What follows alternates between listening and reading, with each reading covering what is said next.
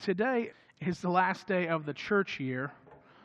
I know it's not December 29th or something, but the church year ends now. It's a staggered thing. Every district does it at a different time in order for us to be able to have a general superintendent at our district assembly, because there are only so many of those. And so for their basically to make their travel calendar work, our year ends at the end of May, and so today's the last day. As a result, we've had balloting. The ballots are now closed. If you didn't vote, you didn't vote. That's done. We're going to go to district assembly at the end of July. The people that got elected today and me, we're going to go and have a good time, and that's great. So at the end of the year, I like to give a bit of a State of the Union sort of deal, just some information. And so we're going to do that today, and then we're going to look forward, okay? The first thing, our numbers report, there's statistics that we report at the end of the year, and so that it's kind of a mixed report. Our attendance is down a little bit, which, happens for different reasons, but it's down a little bit, so that's not great. We didn't want that, of course. At the same time, our offering is up a little bit, so that is good news. We always like that. So it's a mixed report, right? We didn't take in any new members this year, which, again, that was not our plan. That was not our goal. But we did baptize 7. So we celebrated the baptism of 7 people this year. It's a very mixed report. It's back and forth. So we've got some things that are going well, some things that aren't going exactly how we want, but it's going all right, and we're moving forward. I heard a report from someone else that shared, so basically we were at a district function, and some people were talking, and some people were asking about our church, and someone from our church told them that things were steady and stable, and they said that was kind of a new development, and so that's positive. We need to get to a stable place to move forward, and so we're having positive things. Our numbers aren't all what we want them to be, but things are getting where we want them to be. It's kind of exciting in that way. A couple of things about what I've been doing as your pastor for almost 2 years now, but this last year, I've continued to write that column every other paper in the hometown news. I'm really a celebrity here in New Cumberland now. I can't go to Sparkle without people saying, "I know what you wrote." So that's very, very humbling. And it's just, the paparazzi, it's just crazy. Like, you just give away your life, to be so famous like this. But that's okay. It's worth it. Also, the New Cumberland Area Social Service Board has elected me to be their president for another year. So that their year goes January to January. So I'm in the middle of that. We're good. Bring it here, I guess. Sure. So that's fine. And that social service board, they oversee things like the food closet, the soup kitchen. They also help a lot of people with utility bills and things when there's need. And there's a tie. That's why I said maybe you should come up. Okay. Well, you know what? There's a tie. There's one write-in for Roger Duke. Where's he at? That was threatened repeatedly, but someone actually did it, so good for them. There's a tie. Here's what we're going to do, folks. I'm going to talk to the 2 people that are tied, and we're going to decide that, if you are okay with that. As a congregation, can you say, that sounds okay, or should we print up some new ballots and figure out something to do? I need someone to make a motion. That's okay. Well, we've got a motion and a second that we're just going to talk, and we'll decide amongst those 2 people. Any rebuttal, any issues there? All right, let's vote. If you're a member, say aye or nay, okay? So if you're in favor of we'll figure this out, say aye. Anyone opposed, say nay. Thank you, horses. That's good. That's okay, we'll take care of that. Thank you, ladies, for tabulating those there. Okay. Let's see. Also this year, back to where we were on the President Social Service Board, this year the District Advisory Board just recently asked me to be the Missions Area Coordinator, which for the Northern Zone. So our district is, the northern part of West Virginia. The Northern Zone is essentially the Panhandle. It's really from Wellsburg up. And so every zone has just a pastor who is kind of the representative of the district. And so I'm just in charge of herding those cats when we have information that needs to be, shared as a zone. I'm the point person for everyone, so I'm they call it the MAC coordinator, but the MAC coordinator, but the C in MAC is for coordinator, so it doesn't make sense. It's really the MA coordinator, but I didn't take that job. Another thing that's happened with the district this year is I've been asked to lead something called Vibrant Church Renewal. The Church of the Nazarene Research and Development Organization out of Lenexa, Kansas, has come up with this thing. I think you know that in America, in the Church of Nazarene, but in all Christian churches in America, attendance is plateaued and shrinking. We're closing more churches than we're opening right now, and that's just the state of affairs. And so they wanted to figure out a way to fix that. And so they looked into some things, and they researched extensively, and they found that there are some churches, of course, are growing right now. And so they said, well, what are these churches doing that the rest aren't doing? And they found 9 things. They said these are the 9 ideas or characteristics that these churches have and that the others don't.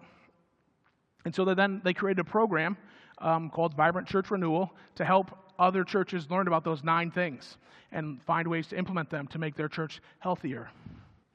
And so the district is so this process is being passed down, until I was asked to be a coordinator or a facilitator of one of these groups, cohort groups, to go through this process. Then go to the board. The board said, yes, this is a good idea. And so right now there are 4 churches on our zone that are going to go through this thing with me. And we're going to work on that. It takes actually 18 months to go through each step takes 2 months. And so we're going to be studying and praying and talking and learning ways that we can perhaps tweak this thing, because we're exactly in that place in plateau to slightly declining church like most churches in America. So perhaps we can tweak these 9 things and we can turn that around, because that's absolutely what we want to do. So that is another thing that I am doing right now and will be doing for the duration of the year and a half. So this church year that's ending today, we gave it a verse, a focus. And I don't know if you remember, it's on a poster in the foyer for the last time. Sometime this week I'm going to take it down. And it says this verse from Psalm 78:4. We will not hide these truths from our children. We will tell the next generation about the glorious deeds of the Lord, about His power and His mighty wonders.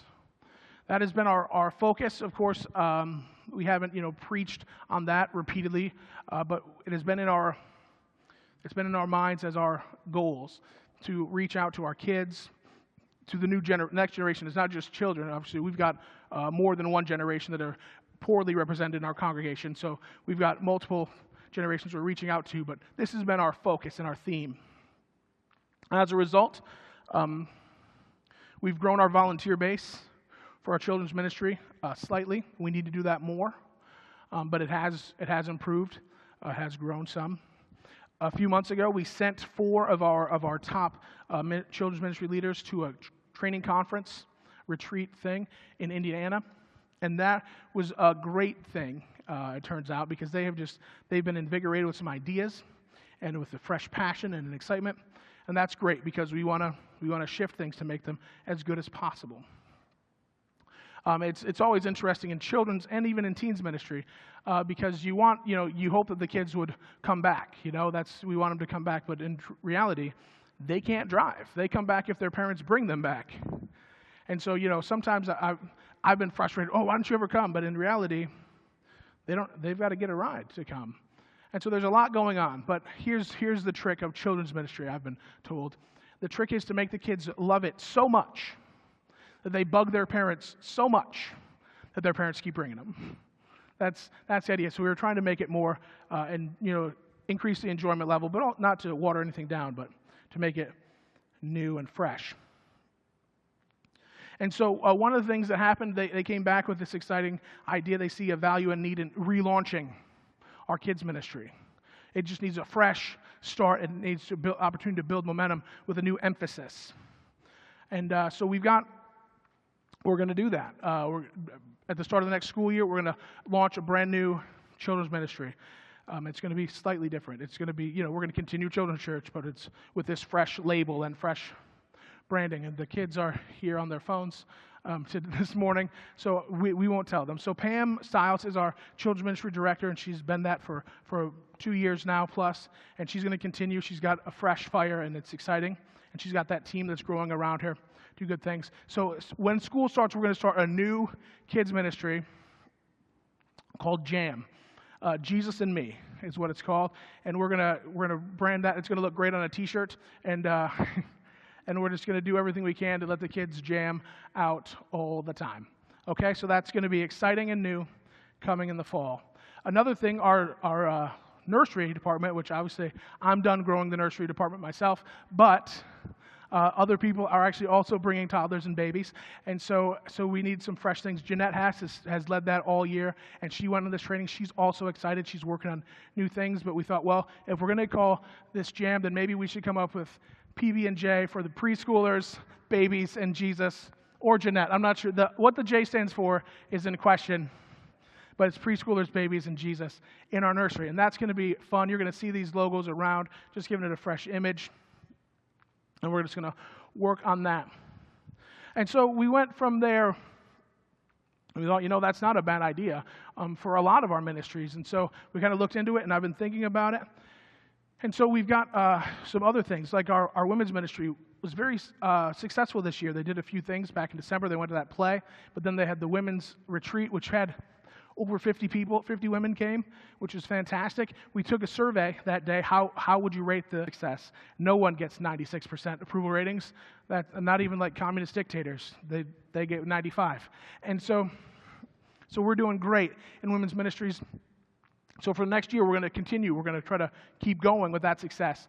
And so we're naming it. Let's see, nothing. That's a secret because I forgot to tell you something else. So we're going to do new women's ministries. But here's the thing. If we're going to do kids and we're going to do nursery, we also have got to do something for the teens, right? I don't have any image to show you because we're working on it. It's coming, but Chris Wilson has agreed to step up and do that. As soon as she's done directing our VBS, she's going to become our teen director. That's going to be very exciting. All right. And that's going to be good stuff. So then back to the women. Elaine Mahaffey has agreed to take on the mantle as our women's director, and the Sisters of Strength is what our women's are going to be called from now on. And that's let's see. The logo looks better in the back. If you want to see it a little stronger, there it is on that back screen. But Sisters of Strength, we're going to continue to build the fellowship and the bond, but with spiritual purposes, of course. And the Bible study that Laura's been leading that ends this week, that's a great another positive step. And I've heard that that ladies don't want it to end. Well, it's got to end sometime, but we're not going to let that just go away. We're going to find things. We're going to continue moving forward and to keep that momentum up. Also, we're just going to ramble on and on. Men's ministry has been going really well. We do a Bible study once a week, and the attendance has been positive. It's up about really probably 4 members, which is about 35% increase over the previous year. So that's great. That's a good increase. But not only that, there's the feeling in the room, the excitement is there. We've got great days ahead in our men's ministry too, and that is really good. So we can't just leave them out. So we have now the men are now the guard, and they've never seen that before. That's brand new. But there we are. We are the guard, gentlemen. That's you, and we'll talk more about what that means in the future. But and I talked to last night. Rod Wilson has agreed. He is going to be captain of the guard. He's going to be the director of our men's ministries in this coming year. We've got some ideas, but I literally got him to agree last night. So we don't have any strong plans just yet. But that is where we are. We're going to give everything a fresh polish for real intent, and we've got momentum in almost every department already.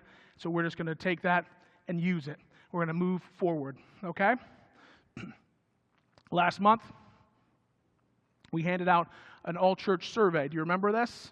Of course you do. We talked about it for 3 Sundays in a row or more. And so we asked those questions. I remember when we talked amongst the board, should we give out this survey to ask how things are going and what we should do? Roger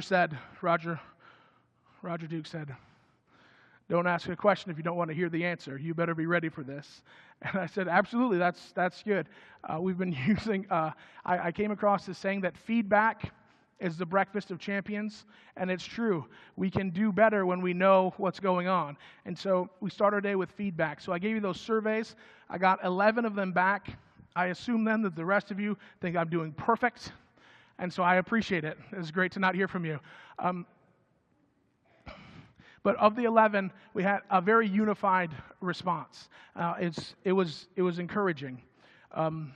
Question after question, survey after survey said, we are friendly. We are caring people. We are helpful people. That's what they talked about as the positives, and that's great. Over and over, they said, we need more people. Over and over, like 9 out of 11 said, we need more people. We need outreach. We need to do something. We need to get more folks. 9 out of 11. One of the things that was said on multiples, not 9, but a handful of them, actually mentioned this, and it surprised me. We need a Sunday school class for adults directed towards foundational Christian ideas, not for old saints, but for new Christians. One person wrote baby Christians. That's a great idea. And so we're going to do that in the coming months. We are preparing it now. We're heading in that direction. We're going to, I said, we would take those surveys, we would listen, and then we would act on the good ideas, and this is a good idea. So that's coming. So here's the thing that kind of occurred to me fairly recently. There's a thing called the 80-20 rule. Are you familiar with the 80-20 rule? 80% of the things, they say 80% of the things that get done in an organization, churches specifically, are done by 20% of the people. Someone in this church, actually more than one person in this church, said it's probably more like 90-10 here. 90% of the things that get done in this church are done by 10% of us. And but in reality, so that's not okay. But the truth is that's how it is everywhere. That's the way. There's a reason that it's a rule, right? That's always been happening. It happens in every church. So, but here's what occurred to me.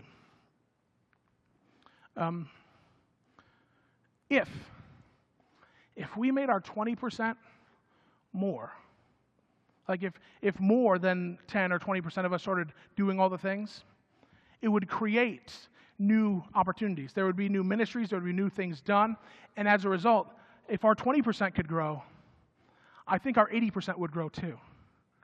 I think they are actually in connection. And so as you write down on the survey, we need more people. The way to do that is for you to shift from being an 80 to a 20. And what you create when you move out of the 80 into the 20 is you create 4 new seats in our church mathematically as you shift from one to the other. Okay? If you are one of the 80% that doesn't do a lot at the church, if you become one of the 20% that do, there are room for more people to come. Now, obviously, we've got chairs already, but it's an opportunity. People come when they see the things are happening, and if more things are happening, more people would come. And if more things are happening well, more people would come. So we can grow our church by becoming a church full of 20%ers. If we did that, they would come. And here's what you need to know. That doesn't mean that that they would come and just be freeloaders. That's not the point. They would come, and in time, they would shift from the 80 to 20 as well. It's a process, though. I've been reading a lot about outreach and things, and one guy wrote about change, and said, in the church, in society, we're pretty much the last group to change always, and historically, the church has been the last thing in society to change every time society has changed. The church hates change. It was on one of the surveys. I hate change, or I don't like change. I don't remember which they said. But the same survey said, but we need to reach young people. We need to reach new people. Well, this quote was talking about, it said, we don't like change in the church, but we know that the gospel message changes people. It's kind of the point. It's what happened to us. It's what we want to happen to other people. For somehow we want this change, but we don't want this change. But we want them to be here. And so we sort of ask them to change for the gospel and then change to fit what we like. And that is a pattern that won't work. That's a pattern that leaves most churches in plateau or decline. And so we're going to have to, as a church, embrace this. We've got to say, you got to pick, which do you like more, how church goes or new people coming?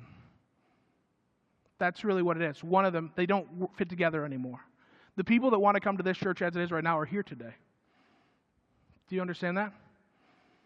Well, there's no one sitting at home going, I wish that someone would invite me to a church just like this so that I can just fit in and not have anything be different. They're not looking for that. A lot of them have come by and tried us out. They've moved on. It didn't fit. Or we didn't fit them, or we didn't welcome them the right way. We're friendly. We're welcoming. I'm not accusing us of anything. But perhaps they recognize that we were more rigid than they needed. All of us that fill out that survey, and I didn't fill out a survey, but I agree that we need more people. We need to reach out. And so in order to do that successfully, though, it's going to have to require and allow some flexibility. Some things are going to have to change. I'm not threatening anything big. I don't have any big plans. I don't. But I plan that should new people come, we will find a way to let them fit. We will find a way to let it work. Because we were very blessed and lucky that when we got to church, maybe it was when we were carried in as infants, or whatever time we got here, there was a place that we fit in. That worked for us. We should absolutely give that place to new people. So that's where we're headed in the future. Our focus for the next year is going to be Matthew 4:19. Come follow me, Jesus said, and I will make you fishers of men. We can say we need more people and we can say we need to outreach, but the truth is it's evangelism. We need to do evangelism. We need to find those people. We can't just open the doors wider. We have to go. We've got to go find them, and we've got to give them something fantastic. Now, here, I want you to know that when I say evangelism, some of us think the first thing we think of is like standing on a street corner and yelling at people, and that is rarely effective, and that is not our plan for the coming year. If one of you wants to do it, if you can do that in love, speak the truth in love on a street corner, go for it. But that's not the goal. We're going to learn and grow in ways to share the gospel message, which is 10 words. Jesus died for our sins and rose from the dead. If we can tell that story, just that one, that's the thing that made a difference for every one of us. We can be friendly. That's awesome. Some people come to church because it's a nice place to be, but no one gets changed. No one gets saved until they come to the truth, understanding that Jesus died for our sins and rose from the dead. And that makes all the difference, and that is the message that we need to share. But we're not going to sit anxiously waiting for someone to say yes to Jesus to celebrate. See, one of the things, the problems that have happened in the churches, in the church general, is that we've had the scorecard has been wrong. We've been thinking about the wrong things. We've been celebrating when someone comes to Jesus, and that's an awesome thing that's worthy of celebration. But Jesus said, follow me.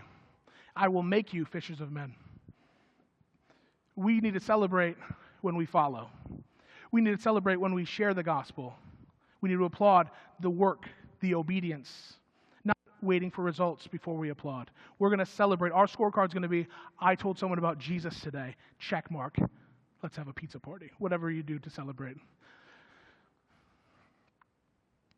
It's going to be a new thing. Church isn't going to change that much. We're going to put up a new poster. It's going to say Matthew 4:19 in the foyer. We're going to talk about it, but we're going to do some things. We're going to learn some skills. We're going to have some special Bible studies about evangelistic steps. It's not just literally going to bother people. It's learning to live your life in a way that shares the gospel. Loving people starts every good conversation. So we're going to grow in that, and we're going to learn some new skills. And we're going to see what happens. We are poised to impact our community. That's the thing. We've gotten steady. We've gotten stable. We've got new leaders, new positions. We've got things. The building blocks are here. Our foundation is set. And so this year we're going to learn a tactic and learn a method, learn a characteristic of ourselves, and then we're going to go and do it. The truth is, we don't know the timeline for the world that the Lord has. There are some that he's going to send our way, and there are some that are not going to ever receive this message from us. We don't know the details. Maybe our church won't grow numerically for another year or 5 or who knows what. We don't know. But God has put this on our hearts. I knew that evangelism was going to be our theme this year before I talked to the board, before we even wrote up the survey. But then you guys said, we need outreach. We need to reach more people. God's Spirit has been speaking to us about where we're headed, and it is exciting to be on the same page because we're listening to the right source. So that's where we're going. We are saying yes.